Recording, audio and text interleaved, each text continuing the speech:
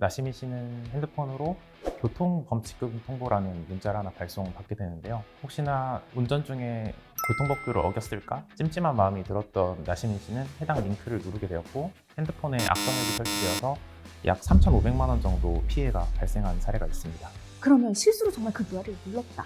그런데 악성 앱이 설치된 것 같아요. 그럼 그 이후에 어떻게 해야 될까요? 예, 만약 실수로 악성 앱이 설치된 상황이라면 바로 핸드폰 백신 앱을 검사하시고 관련 앱을 삭제하셔야 됩니다.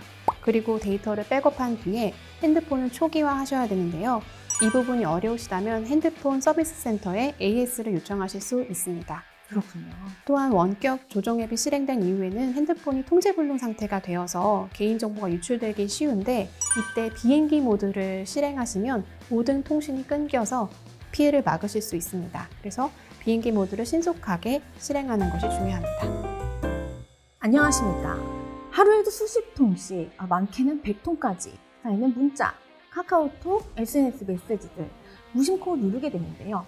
과태료를 내라든지 교통 위반으로 범칙금이 부과되었다든지 아니면 지인의 부고장인 것처럼 해서 그런 가장한 메시지도 그 안에 두고 들어 있습니다. 손가락 살짝 미끄러졌다가는 계좌가 털린다는 그 무시무시한 금융사기. 금융감독원 전문가들이 그 교묘한 수법 자세히 알려드리고 뭘 조심해야 하는지도 알려드립니다.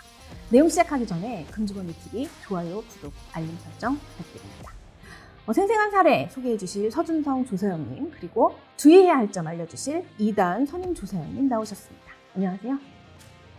안녕하세요.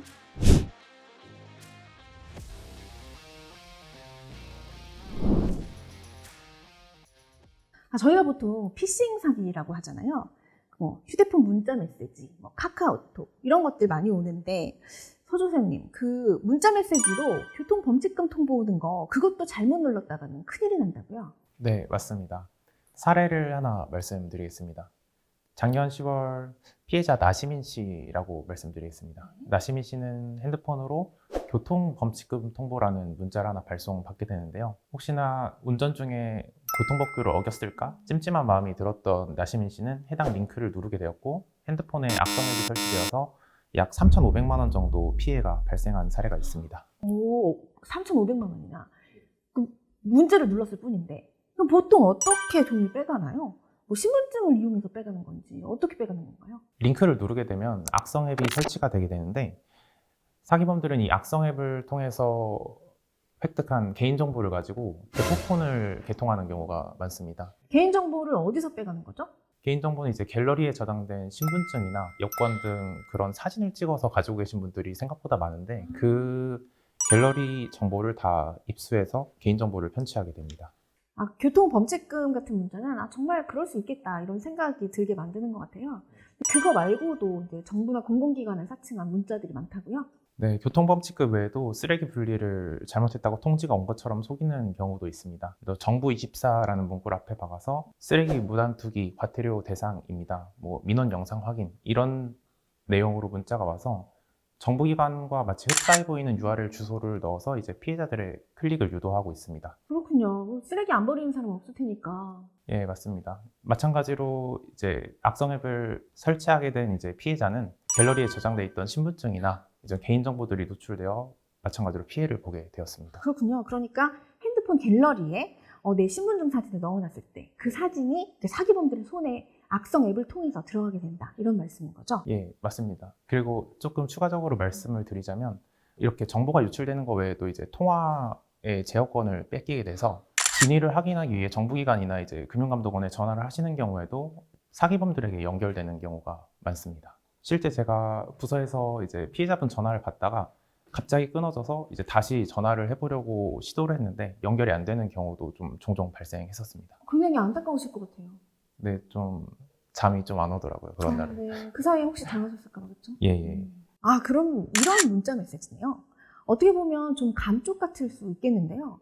요즘 보면 경조사를 문자나 카톡으로 알리는 경우가 많잖아요. 저도 청첩장 링크가 오는 경우가 많은데 심지어는 누군가의 경조사를 가장해서 그 안에 악성 앱을 심는다니까 정말 황당합니다. 요즘에는 경조사를 모바일 카드를 통해서 이제 알리는 경우가 많은데요. 예를 들어 이제 모바일 청첩장이나 모바일 부고장 등이 그 예가 될 수 있겠습니다.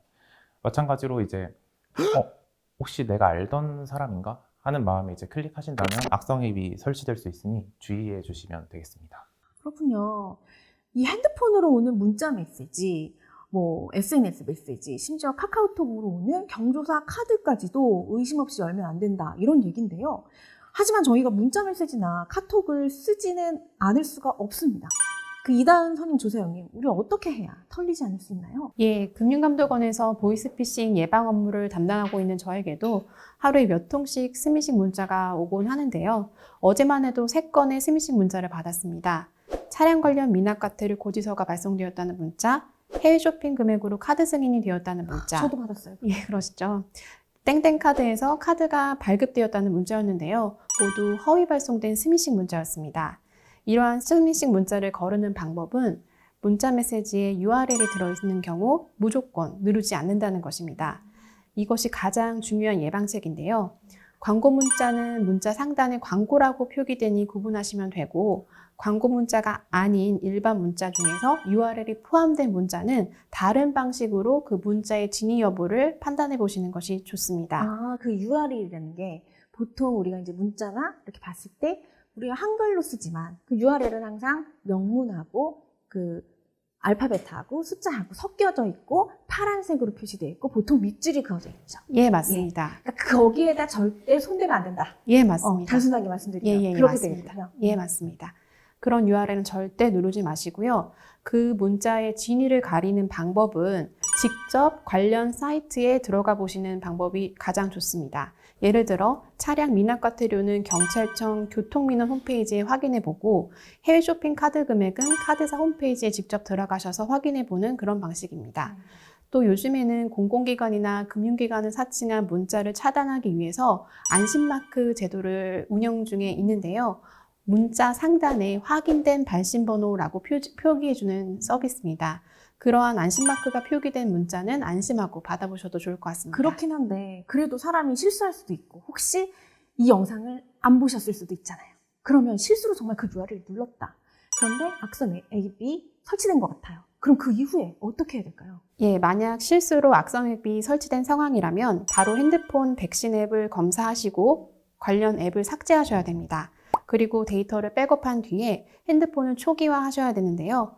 이 부분이 어려우시다면 핸드폰 서비스 센터에 AS를 요청하실 수 있습니다. 그렇군요. 또한 원격 조정 앱이 실행된 이후에는 핸드폰이 통제불능 상태가 되어서 개인정보가 유출되기 쉬운데, 이때 비행기 모드를 실행하시면 모든 통신이 끊겨서 피해를 막으실 수 있습니다. 그래서 비행기 모드를 신속하게 실행하는 것이 중요합니다. 아, 그렇군요. 정말 중요한 포인트 알려주셨네요. 혹시 만에 하나 이미 돈이 빠져나갔다면 혹시 구제받을 수 있는 방법, 내 돈 찾을 수 있는 방법 있을까요? 예, 돈이 빠져나간 경우라면 바로 112로 신고를 하셔야 됩니다.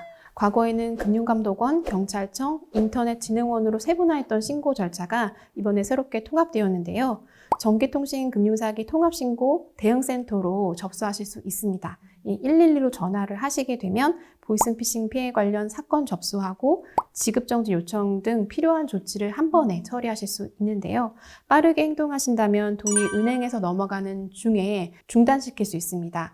혹은 이체가 됐더라도 그쪽에서 빼돌리지 못하게 조치를 취할 수 있는데요. 이 112에 신고를 하고 피해 사실을 말씀하신 뒤에 구제를 신청하시면 구제까지 받으실 수 있습니다. 그리고 마지막으로 사기꾼들이 압성앱을 설치한 뒤에 돈을 빼갈 수 있는 가장 큰 이유가 바로 핸드폰에 찍어놓은 그 개인정보, 사진 때문인데요. 신분증이라든지 여권이라든지 이런 사진은 절대 핸드폰에 저장하지 말아주시기 바랍니다. 문자 메시지, 카카오톡 메시지 안에 링크가 들어있다면 손가락으로 터치하시면 안 됩니다. 이미 URL을 눌렀다면 빨리 백신 앱으로 검사하시고 핸드폰 AS 센터에 맡겨서 백업과 초기화를 하셔야 합니다. 신분증을 찍어서 휴대폰 갤러리에 저장한다면 털리기 쉽습니다. 돈이 빠져나갔다면 바로 112에 신고하세요. 내 돈은 내가 지킨다. 독침이든 메시지편 여기서 마치겠습니다. 감사합니다. 감사합니다.